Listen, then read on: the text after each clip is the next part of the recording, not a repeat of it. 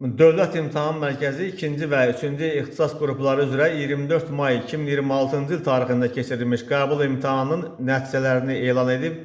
Nəticələrdən məlum olub ki, bu il keçirilmiş qəbul imtahanlarında 2-ci ixtisas qrupu üzrə maksimum nəticə 688,9 bal, 3-cü ixtisas qrupu üzrə isə 688,7 bal olub. 2-ci ixtisas qrupu üzrə ən yüksək nəticəni 397 bal toplayan Bakı şəhəri Sabunçu rayonu 169 saylı tam orta məktəbinin məzunu Rüstəmli Banu Çiçək Bəxtiyar qızı göstərib. O, imtahanın birinci mərhələsində 291,9 bal toplayıb.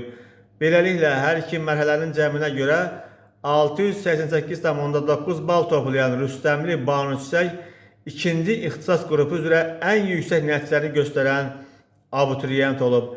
3-cü ixtisas qrupu üzrə ən yüksək nəticəni 400 bal toplayan 3 nəfər Bakı şəhəri Suraxanlı rayonu Səttar Bəhluzadə adına xarici dillər təmayüllü gimnaziyanın məzunu Quliyeva Zeynəb Ələddin qızı, Bakı şəhəri Nizami rayonu 62 saylı məktəb liseyin məzunu Qasımova Ayşə İlqar qızı və İsmayıllı rayonu Qalacaq kənd orta məktəbinin məzunu Qardaşova Fidan Ceyhun qızı göstəriblər.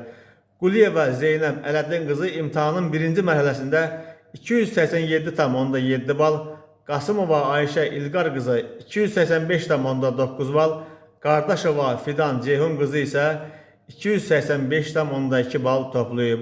Hər iki mərhələnin cəminə görə 3-cü ixtisas qrupu üzrə 688,7 bal toplanmaqla ən yüksək nəticəni göstərən abituriyent isə Tovuz rayonu Düzqıraqlı kənd 1 saylı orta məktəbinin məzunu Musayeva Ayan Fuad qızıdır. O, imtahanın birinci mərhələsində 291,7, ikinci mərhələsində isə 397 bal toplayıb.